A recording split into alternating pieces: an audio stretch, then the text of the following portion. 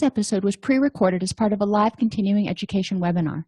On-demand CEUs are still available for this presentation through All CEUs. Register at allceus.com/counselor toolbox.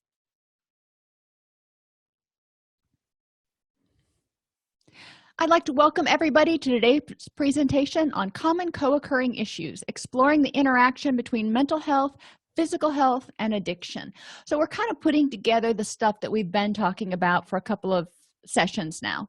We're going to start out by talking about some questions and then reviewing what a healthy person needs, and then going through and talking about how different addictions may cause or be caused by mood disorders and physical health issues. And we're going to talk about things that you may see in private practice or in the facility that you're working in. Just real quickly, for those of you who are here, how many people, if you would just type in the chat window, if you're a mental health counselor, type MH. If you are an addictions counselor, type SA or whatever. So just kind of so I know who I'm talking to.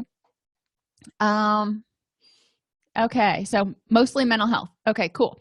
So what we're really going to look at and is what you may see in a private practice or in a mental health setting, because these clients, a lot of clients that have substance abuse or addiction issues, and I use the term addiction because we're talking about behavioral addictions too, many times they don't meet the criteria for admission for substance abuse because they don't meet that threshold of a substance use disorder, tolerance, withdrawal, yada yada. So substance abuse agencies can't get funding to provide the treatment, so they end up in a mental health facility or a mental health counselor's office, and they may be dealing with some of these addiction issues and wanting to address them, or they may not be, but those issues are out there and exist, so we want to know how they interact.